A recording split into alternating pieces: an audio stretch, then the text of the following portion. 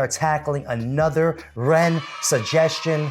This one has been a long time coming. I swear to God, I can't tell you how many times I've seen this appear in the comments. Big shout out to our newly found Renegades. Our last reaction video, we had an overwhelming amount of comments. We found out Ren's fans are actually called Renegades. We're here for the ride. We're here to see how deep the rabbit hole goes, as they say in the comments. Yeah. And I can't wait to see what we get with this new Ren track. So today we're gonna be checking out the tale of Jenny and Screech, and you guys have been very particular to check out the 13-minute one, which supposedly is the entire trilogy in one. I hope I'm not messing this up. I hope this is the right one. So we're excited to see where it goes. He blew our mind with High Ren. Now we're going to react to the tale of Jenny and Screech. Let's do it. Let's go.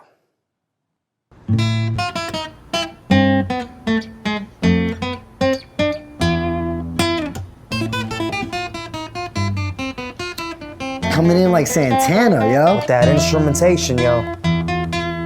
Again with the guitar. Why do I feel like this is gonna be a one take? I don't know, man. Looking like it might be. Are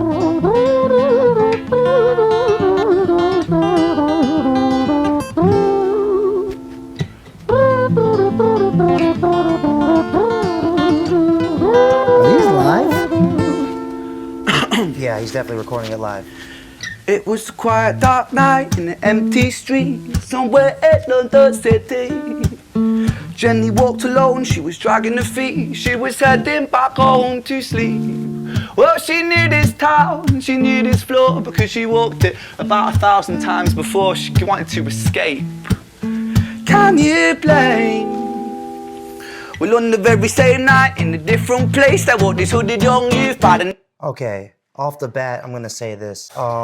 He's telling a story, but what you may not know is that he's using a background riff from a song by a hip-hop artist named, I think, was it Spoonie G? Is it Spoonie G or is it the other guy? The one that was talking about when the LBC. Oh, you're talking about Warren G. Hit the east side of the LBC on a mission trying to find Mr. Warren G. Warren G. Yeah, he's using the Warren G. Is he? Yes, Are you sure? hear it. I hear it. He's using bits and pieces of it.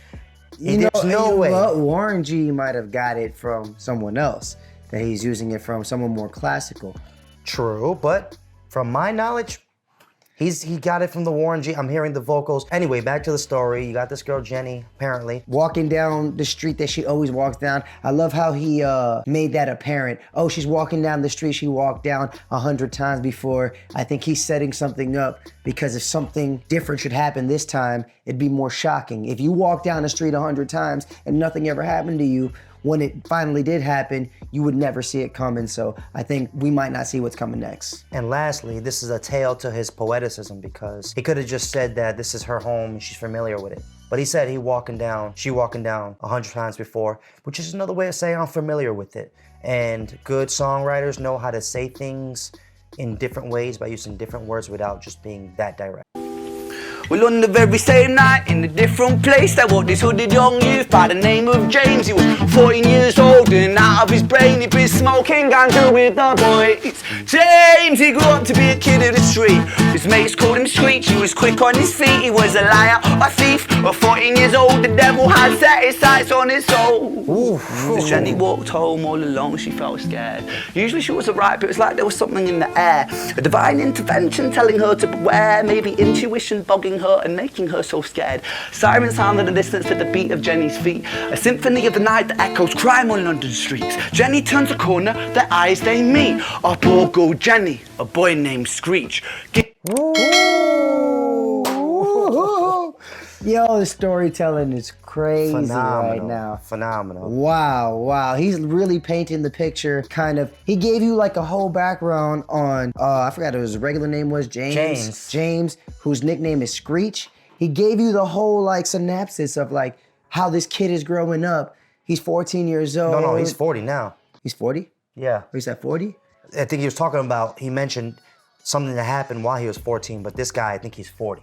Really? We're gonna have to hear that back. Anyways, he's talking about how this guy, this kid, we'll find out in a second, how he grew up real quick, the experiences that he had that's molding him into this character he's become now, that I believe it's going to play a relevant role in whatever happens between him and Jenny, I'm assuming. And it's always good to give context behind the characters because it makes you more invested in the story. So when something does happen, you care more because you're more invested. He did that so quickly. And James is not a good guy. She felt scared. Usually she was alright, but it was like there was something in the air. A divine intervention telling her to beware, maybe intuition bugging her and making her so scared. Sirens sound in the distance at the beat of Jenny's feet. A symphony of the night that echoes crime on London streets. Jenny turns a corner, their eyes they meet. Our poor girl Jenny, a boy named Screech. Give me all your money, bitch, give it to me. If you cooperate, then you'll soon be free. I want your purse, your phone, don't fucking look at me. I mean it, bitch, are you listening to me? Jenny freezes statue like a lady shakes stalactite. Feel like liquid nitrogen in the dark night. She tried to find strength to move, but stayed as still as a statue in high-heeled shoes. What the hell you playing at? You playing games with me? I swear to fucking God, I'll slice the Rosie off your cheeks. You think I don't mean it, girl? You don't know me. The last thing you see will be a boy code. Screech, Ooh, he said, I'll slice the rosies off your cheek. Rosie Cheeks. Whoa. That's storytelling. That's called picture painting. He's painting pictures in your head. She could have just said, I'll cut you. He said, I'll slice the rosies off your cheeks. Now you have the idea in your head that, Jenny, either she already had rosy cheeks or this moment is making her turn red. Maybe it's cold outside and she got flush rosy cheeks. Either way, I love how committed he is to playing his roles. Like when he was playing characters in High Rent. Oh, yeah. He turns into a whole ass actor and shit. Oh, yeah. When he's playing Screech, I feel like he is maniacal. I feel danger. I'm kind of scared right now. It's just an effective songwriting tool or effective, or should I say storytelling tool in general. Long story short, me and him used to be teachers for 8 years. And one of the techniques they taught us when we're dealing with the little kids is to get really invested in the storybooks you're reading. And every character, you give them their own voice and attitude. And you literally act it out for the kids and their eyes just pop up and they're so into it. Who would have thought it would transfer into adulthood? Let's keep going, man. I want to see what happens. By the way, Jenny is paralyzed with fear. That's why she's not moving. And he's doing a great job at expressing that. Let's keep listening. Reach with the sheath at the blade, with the last thing you see will be a boy code. Screech, reach with the sheath at the blade, with the teeth that could bite through steel and slice concrete. And he swung possessed with the devil in his chest, and the statue she was turned to butter in her breath. I'm guessing she got cut from the rapper's perspective. That was a nice flow switch up. And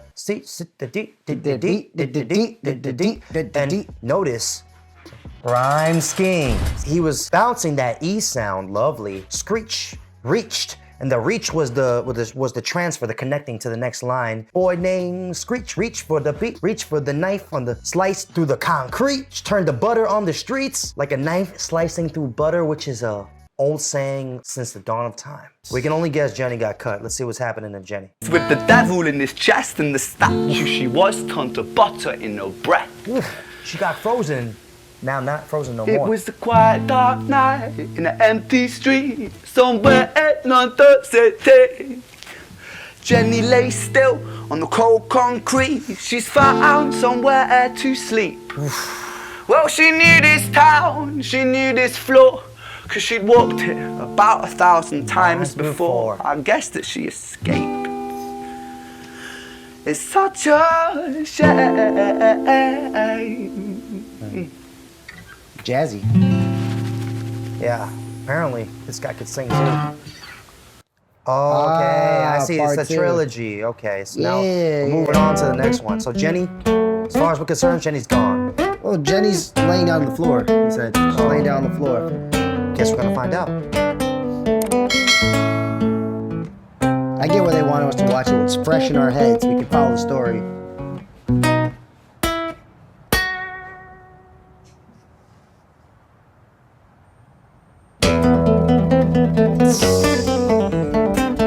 Now I wonder, is he gonna change the melody, a whole different thing? Or is he gonna do the same one? I don't know, man. Let's go. Samuel and Ren. It's gonna be a feature? No. Samuel maybe made the. He's shooting the video. Our story, it starts right at the end. At the life of poor Jenny, clocked out like Big Ben. The life of Jenny clocked out like Big Ben. Clocking out means to just punch out at work. You're done. You're finished. Her life is over. Her time is up. Big Ben is Big a Ben clock, is the clock in London. The big ass clock. I mean, and this guy is obviously British, so that just kind of makes it a little more cool. Bring it back. This Screech, dear boy, where did he go? He melted into the black night just like snow. You called it. I'm a rapper. Patrick, man, let me in, please open the door. I think I fucked up, Patrick, really fucked up, man, I'm not sure. I got crazy, left this lady lying still on the floor. I think I killed her, Patrick, come on, man, I can't knock no more. Okay, I'm getting children's story vibes. That's what I was gonna say, but you beat me to it. Twin sense.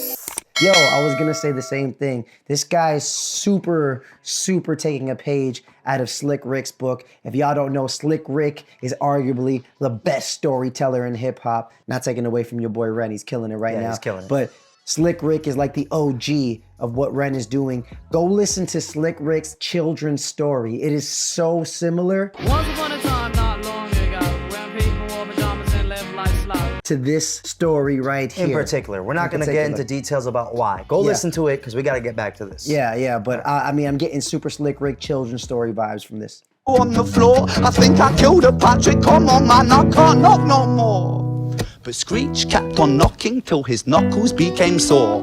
But there's no sign of Patrick down at number 54. No refuge for our villain, for the bitter hands of fate, with something far more sinister in mind that does away. Ooh, that little... No, but like just like again his word choice, like details. No refuge for our villain. Like there's nowhere for him to take refuge, for him to just be at peace, for him to hide out. I like the knocking until his knuckles got sore, which is basically just another way of saying he was there for quite some time. Exactly. He could have said, oh, he was knocking forever. For a long time. But instead he said he was knocking till his knuckles got sore. Got the point through in one phrase, poetic. Let's get it. He's gonna do something more sinister. He might act it out. He might act out exactly the call. Oh no. That'd be crazy. Hey, babe, are you in? Huh? No, nothing really. I'm just a bit tired. Listen, can I swing around yours for a few moments? Oh. I just really miss you, babe. It's Colin's girlfriend. What the fuck do you mean you're busy? You fucking bitch! For fuck's sakes! This motherfucker's... Oh, wait, is that Screech? Screech, that's Screech. Yeah, that's okay. Siren sounds approaching like a banshee in the night. The shrill cry of justice cutting like the sharpest knife. But Screech was never one to run, not one to miss a fight. One hand upon his blade, he turned to face the blue lights.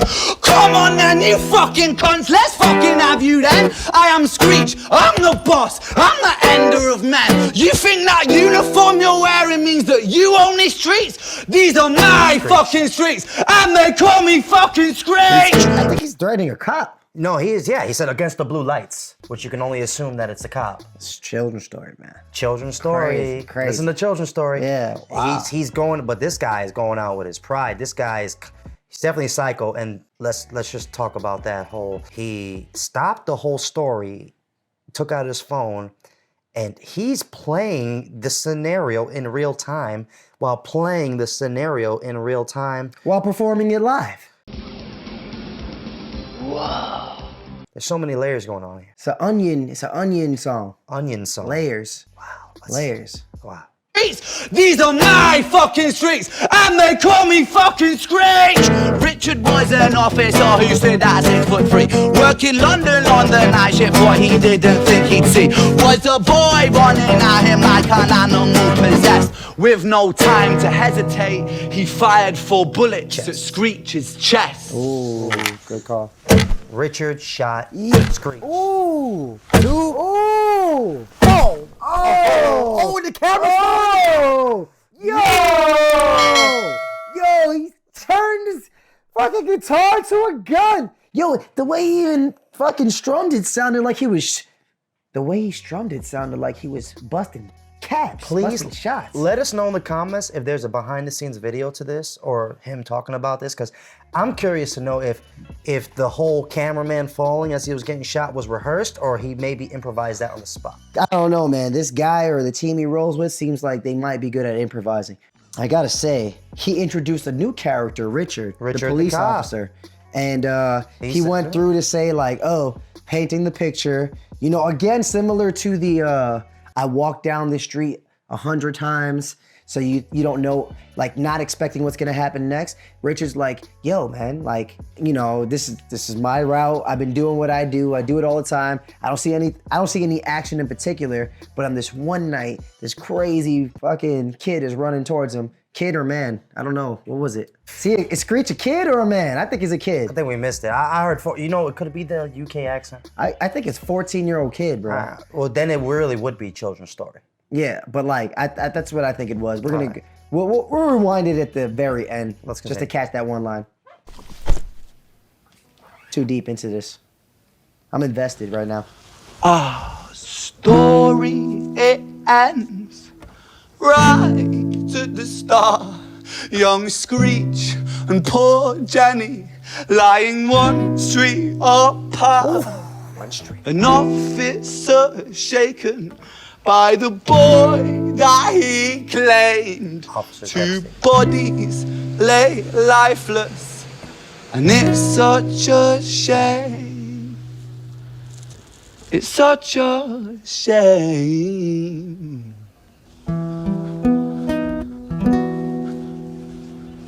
I think that's the end of part 2.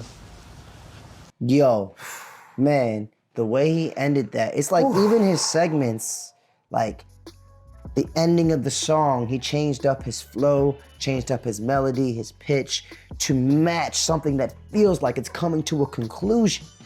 Kind of reminds me of like an old opera.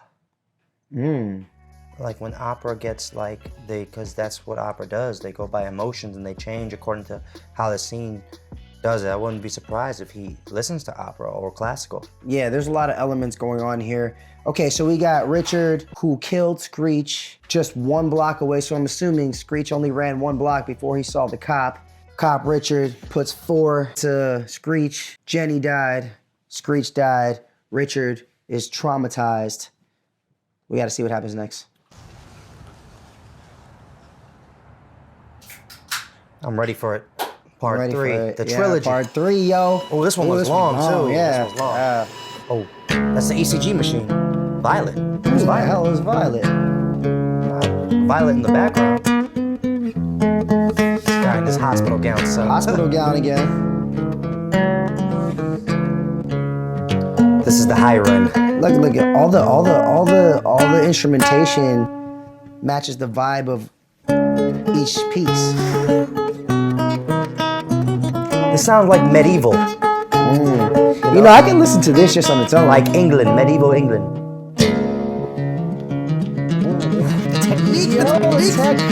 Ooh, his girlfriend must be happy. This guy.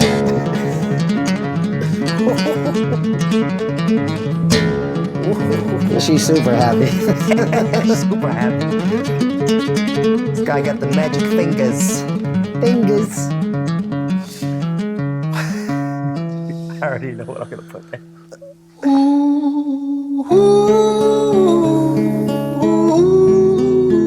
Sounds like a western. Yo, bro, he's mic'd up. He is doing it live. That's crazy.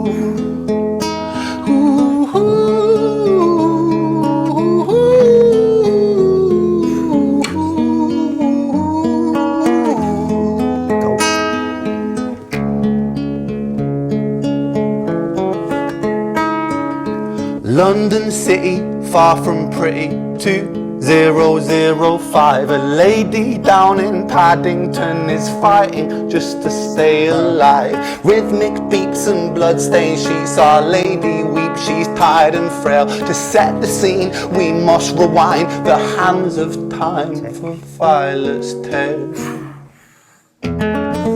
Who's Violet? I don't know, man. I think she has a What an introduction, though. connection with Jenny. That was definitely an introduction. Who's Violet?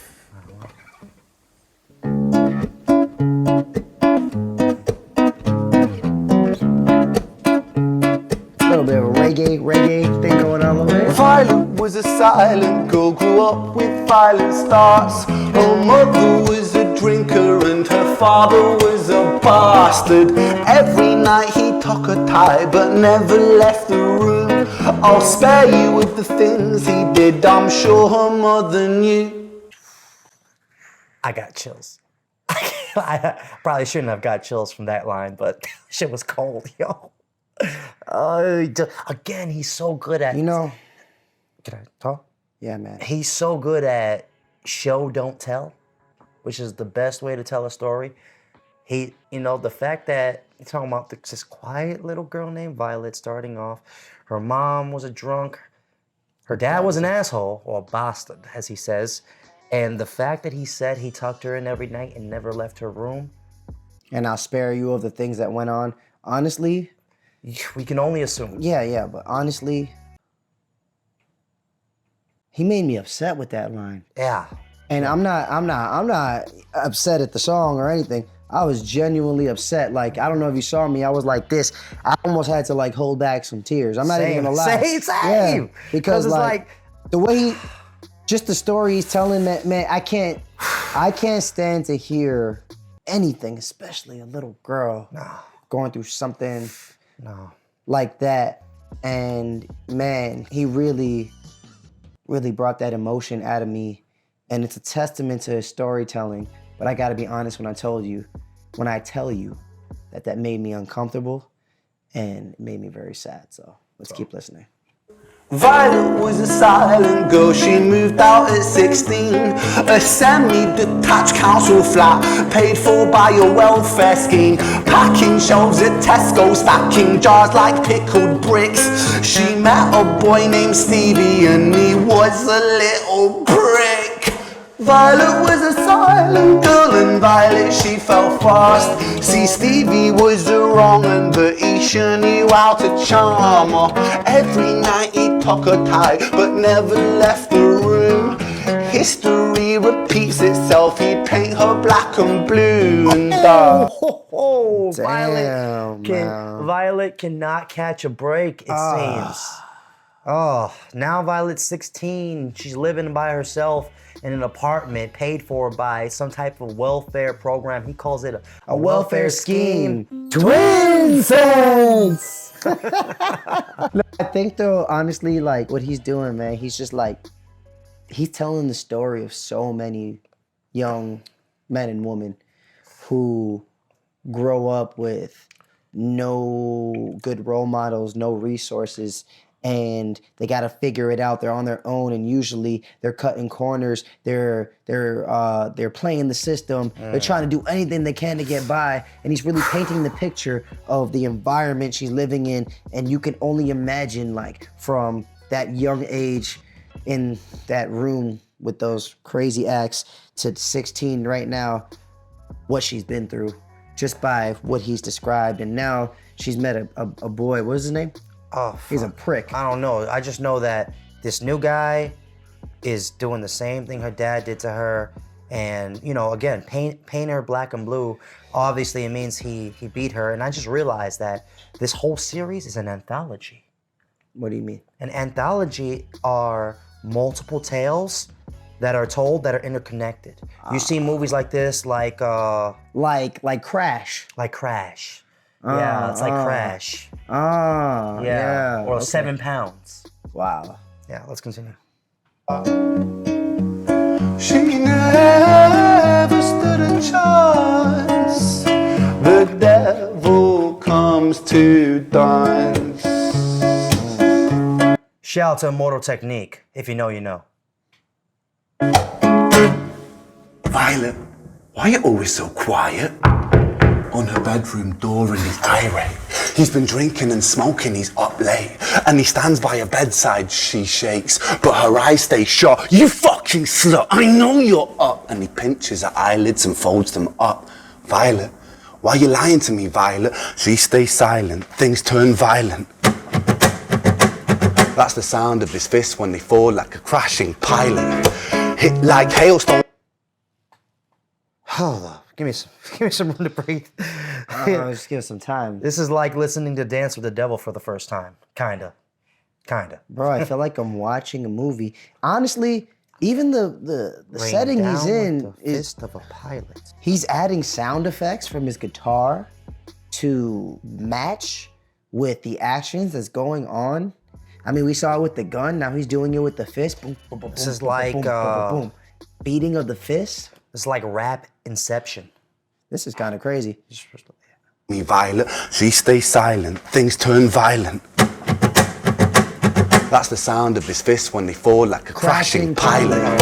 Hit like hailstones, one to the collarbone, full force, full blown, blood splat, bone crack, knick knack, paddy whack, one to the jaw and the tooth spat, detached fist connects and disconnects a bone. A quick deflect to misdirect the blow, but nonetheless his punches met her throat. Such a mess he's left her bruised and broke. Violet, why you always so silent, Violet? Why you such a little liar, Violet? Do you think I wanna do this, Violet? In character, she stays silent. Well, say something, Violet. Silence. Fucking say something, Violet. Silence. She's dead. She's dead. Maybe he's gonna Wait. freak out. He's gonna freak out. Say something, Violet. Oh, shit. Not one word. She stays quiet.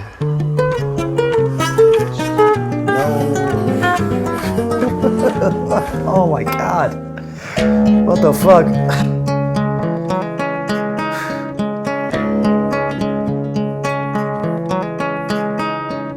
London City, far from pretty, 2005. A lady down in Paddington is fighting just to stay alive. The doctor, in a state of shock, saw something here so very wrong. See, Violet, she was pregnant.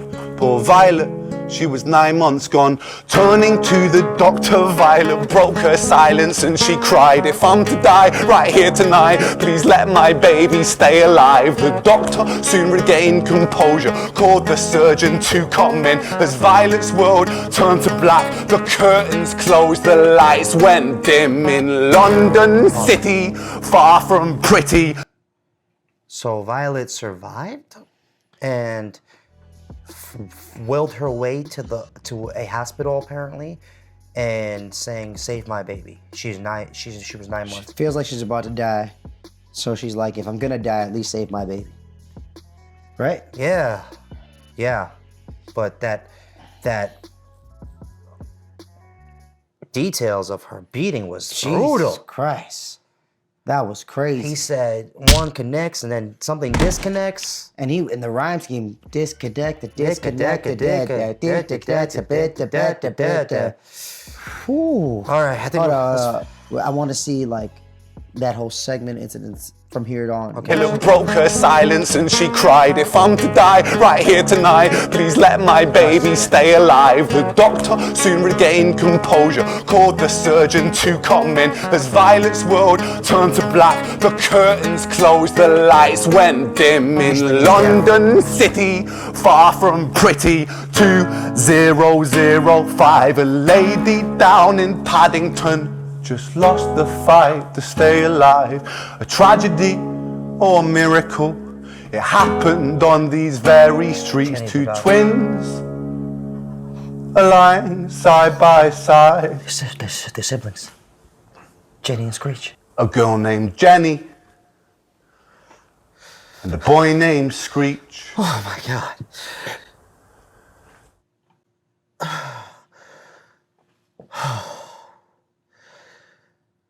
Oh shit. That was like Dance with the Devil. I have tears in my eyes.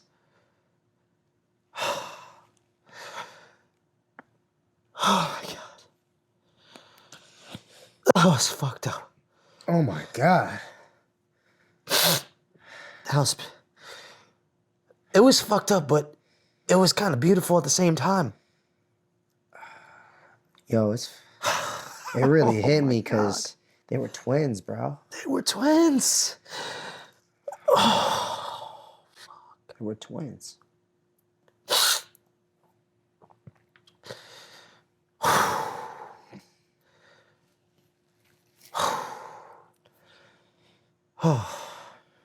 Yo, I'm making a judgment call here. I'm Jules the Buddha Monk. And I'm Trix the Hooligan, and we are Strawhat Dynasty. And we'll see you in the next one. That was Ren's The Tale of Jenny and Screech. Like, comment, subscribe, and we'll see you in the next one. Peace.